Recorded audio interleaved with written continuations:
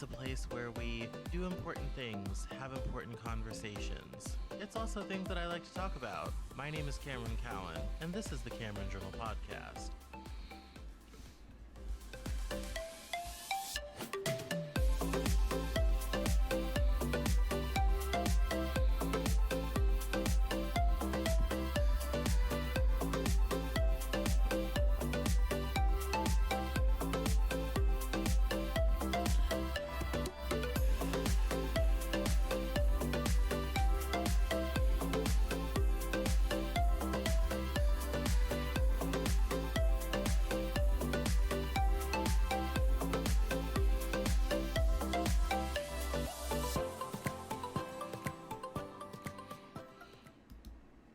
Hello, everyone. My name is Cameron Cowan. This is the Cameron Journal Newshour with me. I am so glad to be back doing this.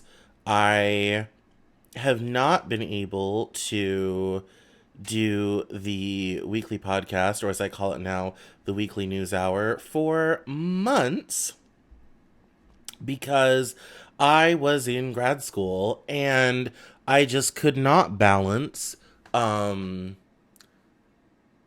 this and all that I had to do with grad school. Like, it just was not possible. It was not a thing. And so after a long time of not being able to do this, I'm so glad to be able to bring this back for everybody and to do a roundup of the week's news. And I'm really excited because I this is an aspect of doing the news that I really like and I really enjoy, and I missed. It's one of the few times I really get to talk with you all and interact with people and get comments and all this type of thing. And so I'm really enthusiastic about being able to do it, because like I said, most of the time I send stuff out and maybe you comment on social media or whatever have you, but I don't really get to interact with people a lot, just kind of on their own, all this type of thing.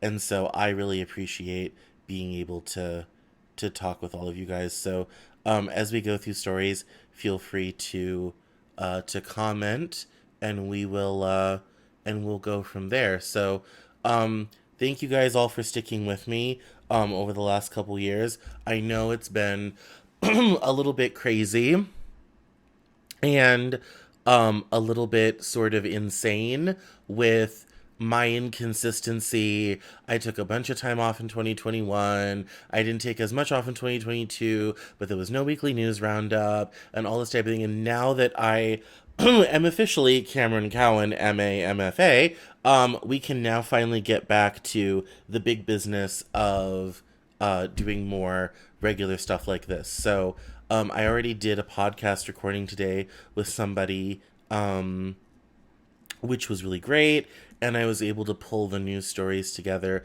that I wanted to talk about. And so it's been a lot of fun. It's been really great.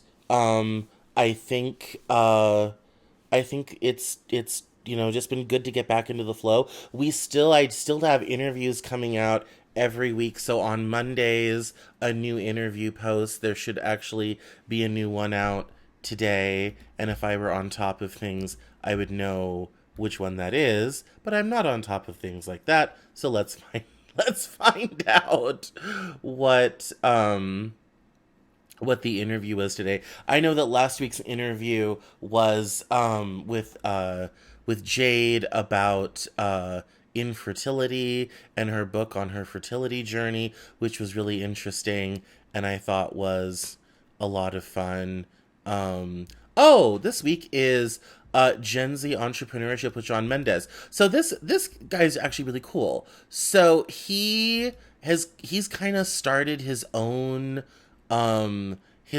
business, and he has been doing a lot of mentorship, um, both getting mentorship for himself and giving mentorship to other young people who would rather go out and start a business, whatever have you, than than go to college or get a 9 to 5 job or whatever have you. And so we kind of talk about his entrepreneurship journey, where he's going from there, and why he thinks starting a business is a better option for a lot of young people than going a more traditional route.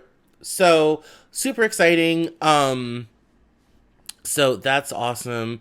I have 3 new interviews sitting in the hopper for April, which need to be edited and uploaded.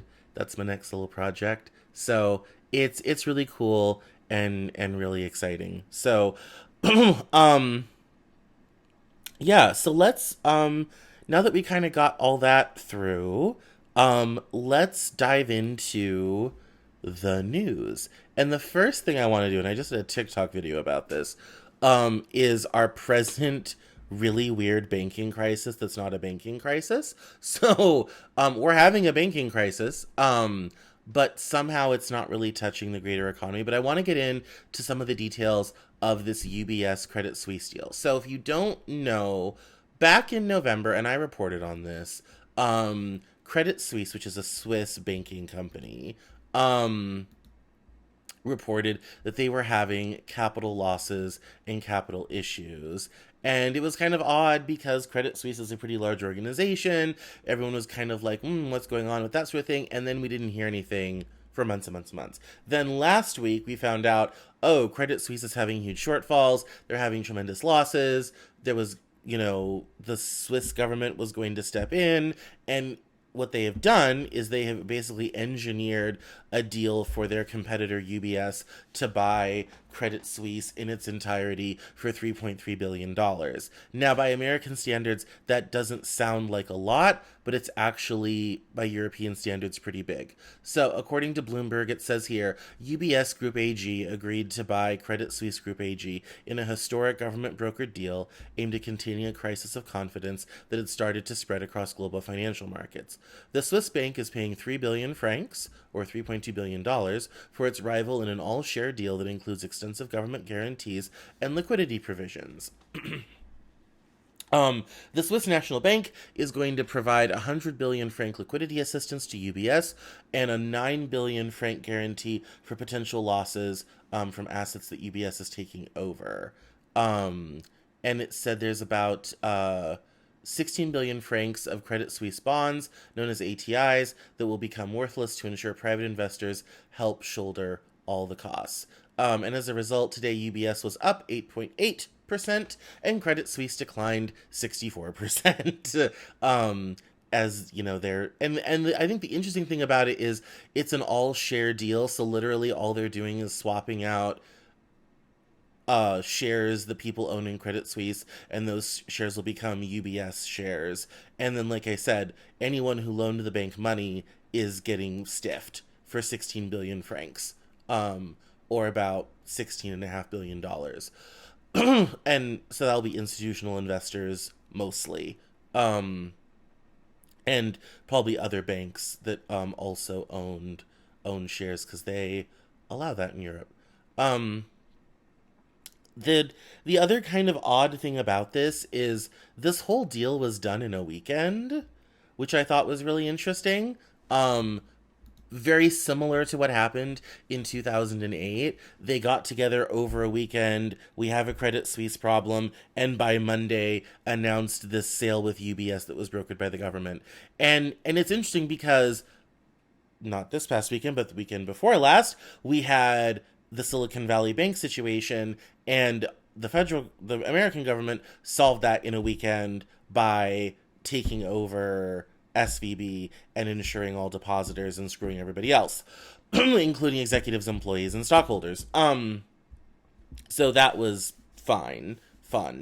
Um, and so we've had kind of two weekends in a row now of bank issues. There's also a regional bank out in California called First Republic that also, they didn't get bailed out, but they had to quickly raise funds to deal with to deal with their own kind of credit and monetary shortfalls as well. So the reality is we're in a weird way we're in the middle of a banking crisis. It doesn't seem like it because it hasn't really hit Main Street, but we're in the middle of a banking crisis right now, and you wouldn't know it to look at anything else in life. Like, nothing's really hitting Main Street, stocks aren't really going down. Like, you wouldn't know that we're having a banking crisis right now, except for the fact that, every single weekend so far we're having all these bank bailouts and all these crises and all this type of thing. It's quite interesting, that we're having, the banking crisis that isn't really a crisis, and the governments of the world seem to be very willing to just paper over the cracks. Um, Although that does raise some questions over the long term nature of the banking system, in terms of, okay, papering over the cracks is fun. Um, how long before the cracks get too bad that they can't be papered over and covered over? How long before some real comeuppance has to occur? And that's when we get into conversations about moral hazard and all this type of thing. And I think it's interesting that the long-term health of the financial system is not getting talked about. Everyone's acting like this is, oh yeah, government brokered bank bailouts and sales deals, cool and normal. And it's not. This is quite dire. The financial system is in trouble. This is a 2008 level event. No one's talking about it that way. Absolutely no one. I guess except me. Is talking about it this way. And maybe it's just because I have so much PTSD from 2008, but like, this I feel is terribly tragic. Like, we're 15 years out from 2008, and here we are again having a banking crisis that nobody is willing to say is a banking crisis. And we're just kind of shuffling this thing over here and shuffling this thing over there, and everything will be fine. Everyone will go back to normal, all this type of thing, without acknowledging, hey guys, we have a problem. We have a real, meaningful, viable problem that requires a solution. That's not happening right now. And I think that's interesting, as far as banks and banking crisis and all this type of thing goes. Um, it's I feel quite strongly it would be nice to have some honesty and transparency on this matter, but as we know, we are unlikely to get that. My wish will not be fulfilled. So we'll have to continue going on as we do and as we like. So, I want to turn my, speaking of secrecy and lack of transparency, I want to turn my attention to a very interesting interview that was posted by Vox today, and it was called "Can Society Adjust at the Speed of Artificial Intelligence?" And she interviews this AI safety expert named Holden Karnofsky. And there's a couple, I'm not going to read you the whole thing because it's hella long, but there's a couple things in here that I think is rather interesting. Um, and some kind of pull quotes that I think is interesting, including, where he says, "How would you feel about an economic growth rate of, let's say, 100% per year or 1,000% per year? Some of how I feel is that we're just not ready for what's coming. I think society has not really shown any ability to adapt to a rate of change that fast. The appropriate attitude towards the next sort of industrial revolution-sized transition is caution. Another broad intuition is that these AI systems we're building, they might do all the things humans do to automate scientific and technological advancement, but they're not humans. If we get there, that would be the first time in all of history that we've had anything other than humans capable of autonomously developing its own new technologies, autonomously advancing science and technology. No one has any idea what that's going to look like, and I think we shouldn't assume that the result is going to be good for humans. I think it really depends on how the AIs are designed. That's frightening. Can we just let's just hang on to that for a moment. That's frightening, especially considering who does AI design. Now, if you're on Twitter at Cameron Cowan, please follow me. I'm used to be part of the Less Wrong community that's been talking about AI and AI safety for years and years and years. One of the people who's the standout stars of that community is named Eleazar Yudkowsky. And he's been on Twitter basically beating the drum saying, we have an AI danger problem. This is how we end up with killing all humans, sort of thing. And this is quite dangerous. And I think the fact that these AI safety experts are coming out and being like, well, that's not good, and doesn't it seem like this is a problem, should scare us all to death. Because if they're the ones coming along and being like, well, this is a problem and all this type of thing, that's a huge issue. Like, that's an absolutely massive massive problem that is just not in all of our talk about AI. There's so many things with this. So this is why I miss doing this show, because we get to talk like this.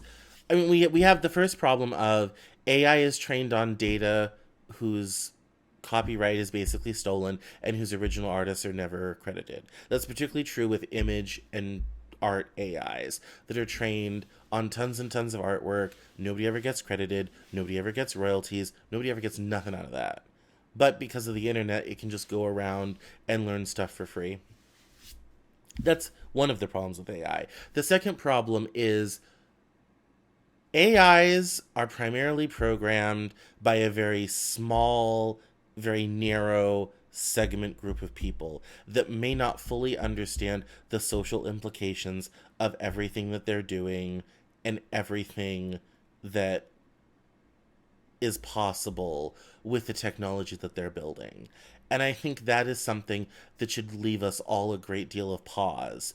Because much like with social media, one of the problems with social media, and Jaron Lanier said this, and I totally agree with him, never in all of human history have so few people controlled so many other people through design and through what they see. The reality is that our entire visual world has been co-opted, created, and designed by maybe 50 to 100 people in Silicon Valley. Same thing with what we see on social media, how content discovery works. If you're watching this, you probably came to me on one of four platforms: YouTube, Twitch, Facebook, Twitter, Instagram, something like that. You probably came to me through a social platform unless you came to me via YouTube. And I think it is quite sort of frightening that there's not a lot of other content discovery outside of Google and search. We'll put that to one side. A lot of content discovery, which means the algorithms created for those social media companies, basically without completely understanding how it works, gets to pick winners and losers. Now let's extend that to AI. What if so in the same way that social media will amplify other things and suppress other things, now let's add AI into the mix. AI is a black box. We don't know how it makes its decisions. There's no transparency in that. It can't show you the work. Not built to do that. Which means the real power is in the people that make the AIs and how they're designed, which is what Holden Karnofsky is saying here. The other thing in this same section,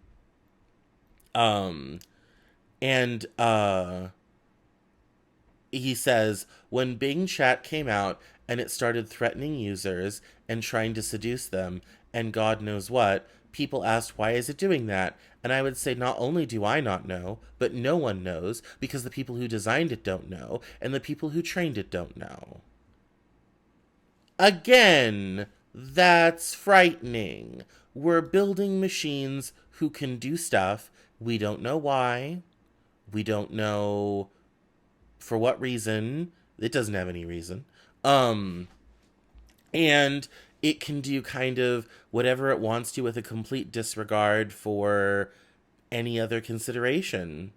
And I think that is something that should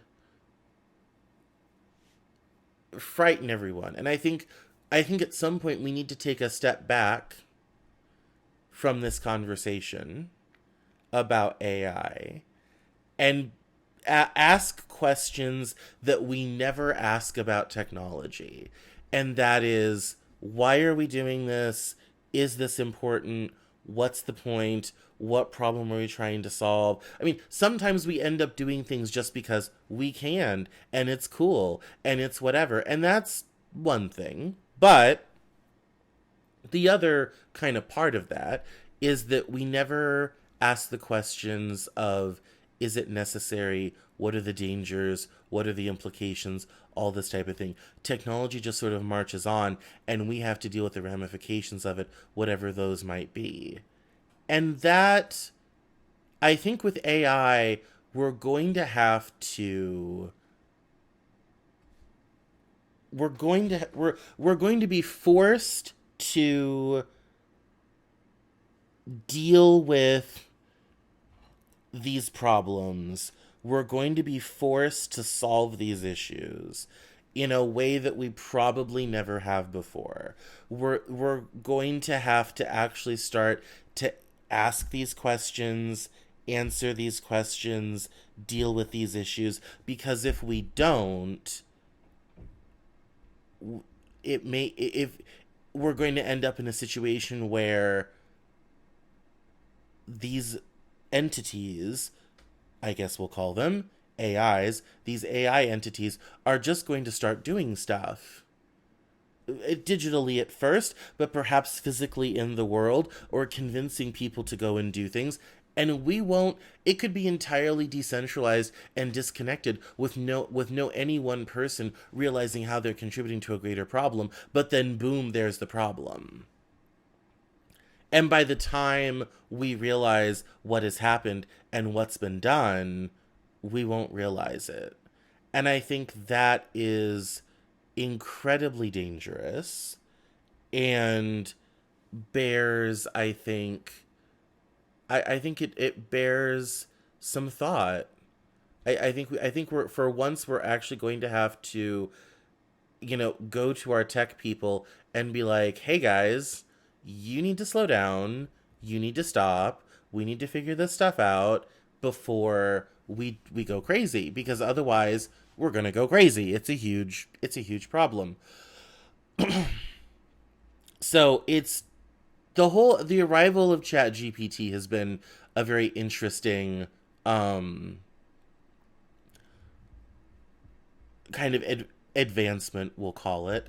And it's been interesting to watch people come up with AI tools and find different ways to use it. I played around with it a little bit. I haven't played around with version number 4 yet, but it is something that is much like the arrival of the Xerox machine or the personal computer is going to start changing lives, eliminating certain jobs, all this type of thing, and the implications of it all are still very fresh and still very new. And it is concerning that every time one of these articles comes out, these experts are always kind of like, yeah, this could be a huge problem. And nobody seems to really care about that. Like, it should be a lot more, everyone should be a lot more worried, I think, than they are. And the fact that they aren't gives me concern, because there's just too many things that can go wrong. way too many things that can go wrong. And that is something that I don't think we're fully understanding and realizing. And certainly I think no one in tech thinks along those lines.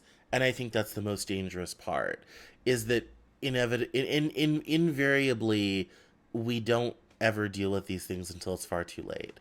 But this time the stakes are much higher, which actually gets into my next story, which is also from Vox. And this is interesting because it's something I've been talking about for a long time.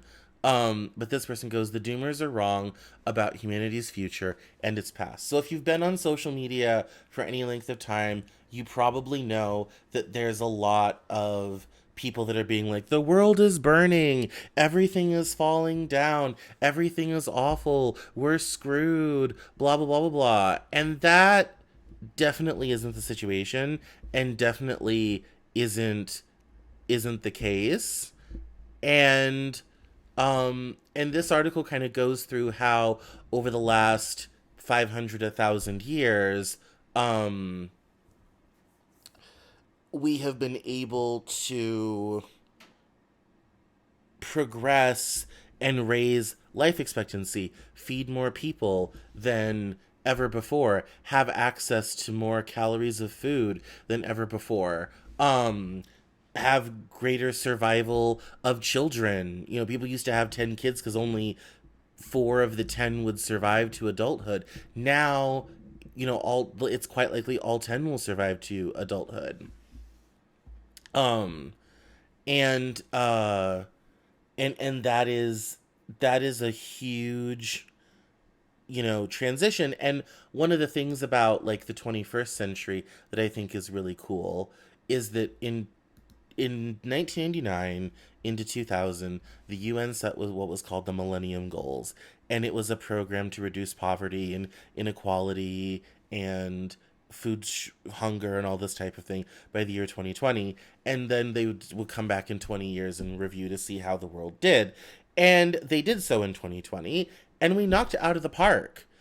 Poverty, way down. People living on less than $5 a day, way down. People living on less than $1 a day, way down. World hunger, decreasing. I mean, we knocked it out of the park.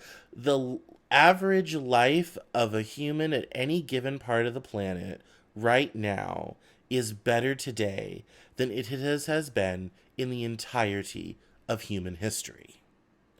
Let that sink in for a moment. The average life of a human today, anywhere on the planet, is better than any time in human history. Now, is it sustainable? No. Do we have to do something about energy and fossil fuels? Yes, and I have a story about climate change coming up. So stick around for that.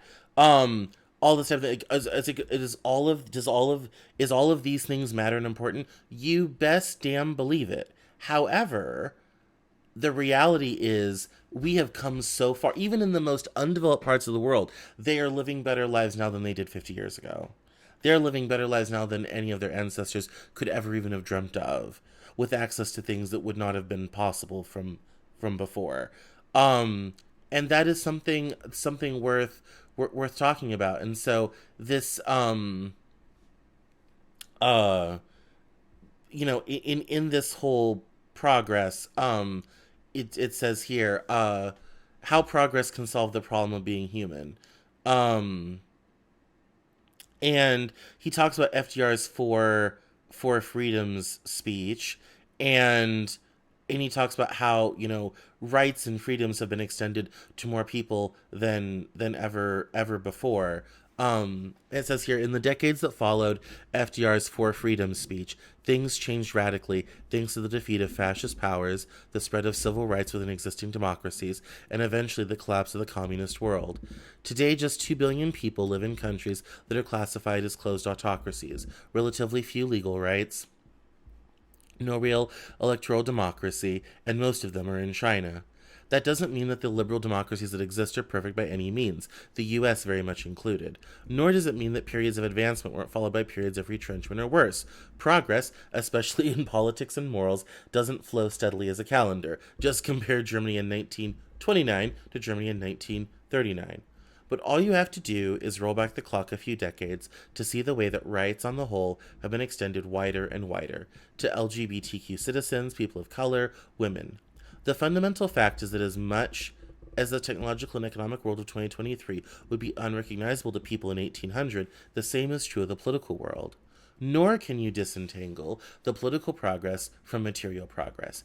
Take the gradual but definitive emancipation of women.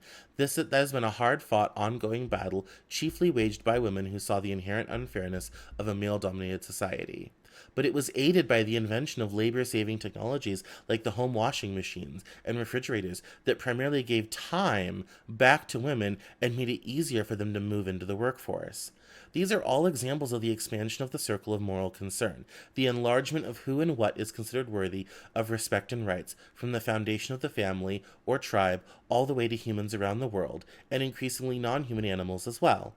And it can't be separated from the hard fact of material progress. The pre-industrial world was a zero-sum one.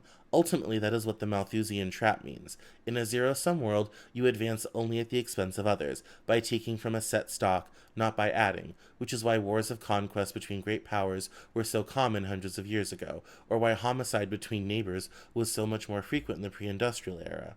We have obviously not eradicated violence, including by the state itself, but a society that can produce more of what it needs and wants will be one that is less inclined to fight over what it has, either with its neighbors or with itself.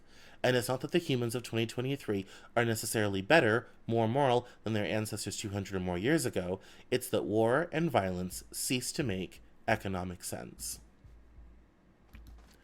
And we can't not talk about and realize how very important that progress is and has been. I think the only worry, the only concern that I would have quite at this juncture is that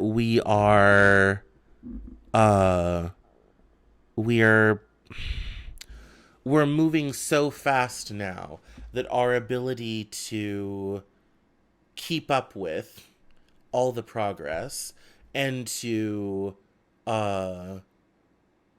take full advantage of it and improve the material conditions of our lives, which is always my focus politically, is getting to be in such a state that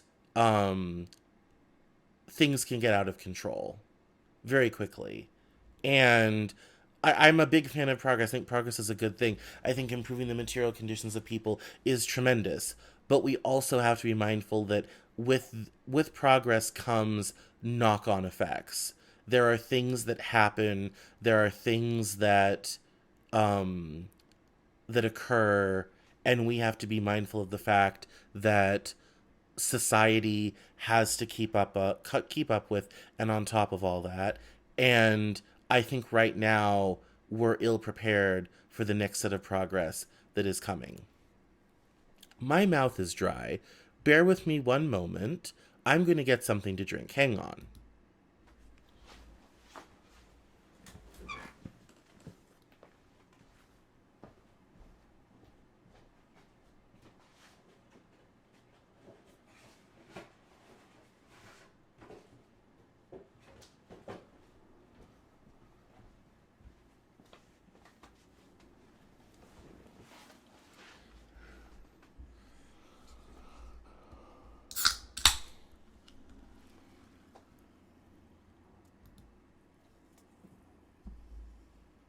Ah, much better. My mouth was so dry. I meant to grab something to drink before I sat down to do this, but I was so eager to do this that I forgot to get up and grab a drink, and I was caught on the phone. And anyway, thank you for bearing with me one moment while I grabbed something to drink, and my poor dry mouth from talking nonstop for a half hour. So the last story I want to go over today has to do with another story I found in Bloomberg that says the warming above 1.5 degrees Celsius is likely in near term unless the world acts now. The infamous Intergovernmental Panel on Climate Change warns that deep, rapid, and sustained cuts to greenhouse gas emissions are urgently needed to keep climate change within livable limits. Now, anyone who's read my book knows I have issues with the science behind climate change. I am not saying the climate isn't changing. Whether mankind is responsible for it or not, I have questions. A lot of the IPCC data and reports are a lot more circumspect than how it's reported in the media. But let's go over the parts of the report they chose to pull out to tell us about. Here we are. It says here it's the final statement from the world's leading climate science body, summarizing 5 years of its own research across some 10,000 pages. The last entry in this current cycle of landmark studies from the scientists is also the most succinct, weighing in at 37 pages that are meant to inform policymakers. The report underscores a handful of points about climate change and its impacts, and they are as follows. Greenhouse gas emissions generated by human activity have unequivocally caused global warming. Now, this interesting links out to another Bloomberg story from 2021 that says climate scientists reach unequivocal consensus on human-made warming and landmark support, and it says the first major assessment from the UN-backed Intergovernmental Panel on Climate Change in nearly a decade sees no end to rising temperatures before 2050, and calls it an epochal new report. Just putting that out there. The emissions have continued to rise, with some countries and groups contributing far more than others. It says here that they recommend the world must cut greenhouse gas emissions to 60%, below 2019 levels by 2035. Widespread and rapid changes to planetary systems have already taken place, their impacts disproportionately affecting the world's at-risk populations. More than 3 billion people are highly vulnerable to climate change. Climate adaptation has advanced, but not enough. Current levels of funding are insufficient. Increased warming will make adaptation harder. Although policies to mitigate climate change have expanded, it's likely that the world will exceed 1.5 degrees Celsius of warming in the near term. Limiting warming to 1.5 Celsius or 2 Celsius will require deep emissions cuts across the economy this decade. If the world overshoots 1.5 degrees C, that level could be brought down again by ending emissions and deploying carbon removal, but carbon removal brings additional concerns. Emissions must peak before 2025 for a 50% chance to hit 1.5 C with little or no overshoot. Climate-related risks are rising with every increment of warming. Deep, rapid, and sustained emissions cuts can avoid some future changes, but not others. And it goes on to say, what this synthesis report shows is the gravity of the problem, said Frederick Otto, senior lecturer at the Grantham Institute for Climate Change and the Environment at the Imperial College of London, and one of the core report writers in the team of dozens of authors. It shows with much more evidence and much more clarity than any of the reports before just how much the 1.1 degree of warming we already have now is affecting adversely our human and natural systems. And in other words, that means is killing people and destroying their livelihoods. Now, this situation seems dire, doesn't it? And it stands in interesting contrast to the article we read before, talking about how much, how much better life has gotten, how important human progress is. It stands in contrast to the AI problem and how that may or may not contribute to climate change, all this type of thing. I try to choose interesting stories. We don't want to be bored. And I figure if I'm bored reading and thinking about it, you'll be bored hearing about it. So let's just not be boring. It's my philosophy anyway. And so we have this interesting situation where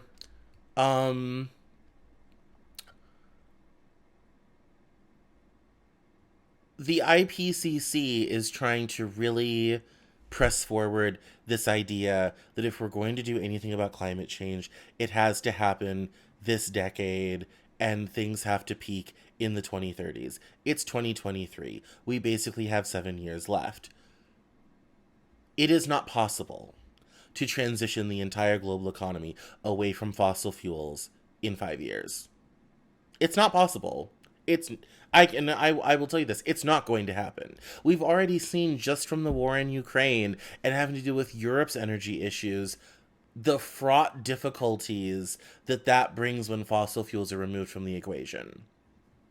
We already know that story. We already know what happens to people's livelihoods and their careers and their ability to survive when we shut the global economy down, because that's also happened in the last 3 years. And even though the climate change folks were like, this is great for the planet is healing, oh my God, all this type of thing, eventually we had to go back to work in order to employ people so people could work and live and all this type of thing.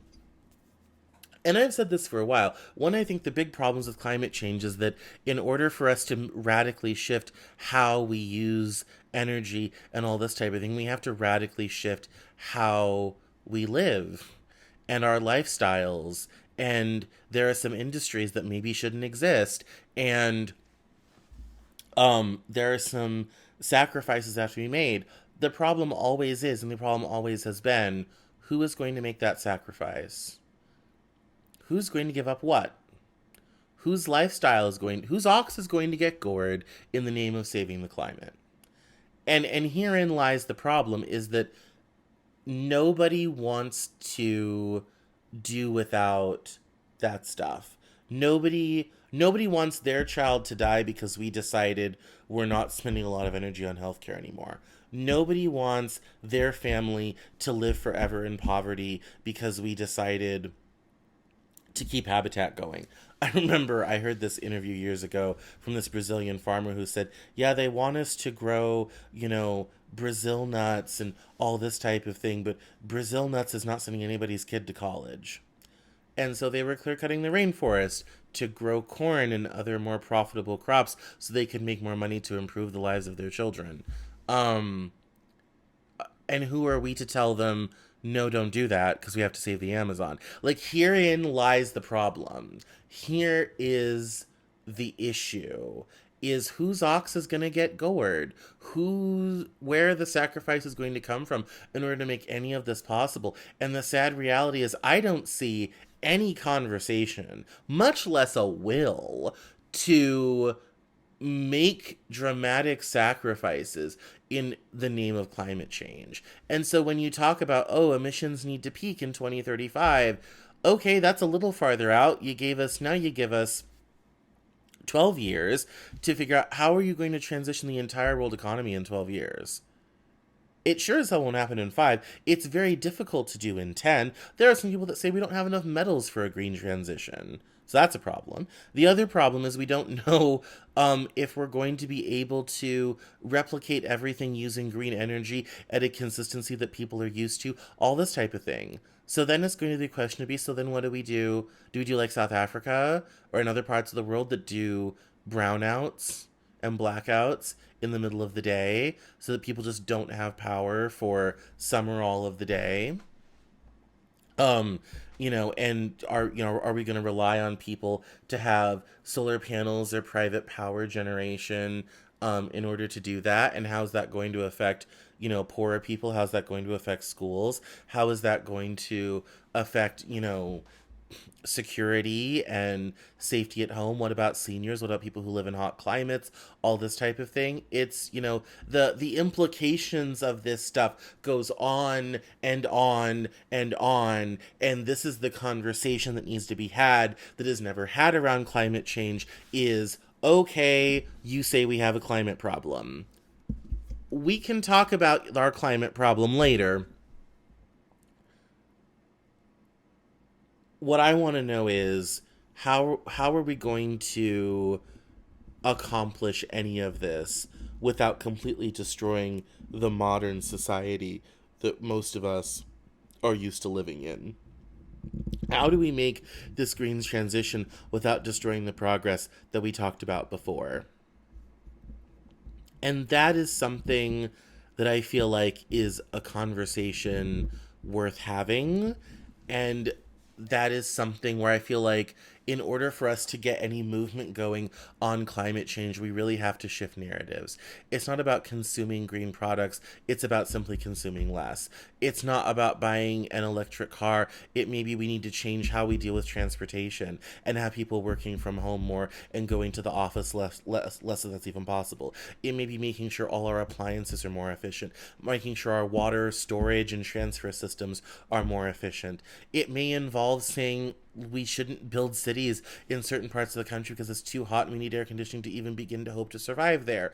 Um, we may need to change building codes to make buildings more sustainable in those areas if we want to stay there. These are all conversations that need to be had. These are all things worth thinking about, worth talking about, that are all part of the climate change conversation.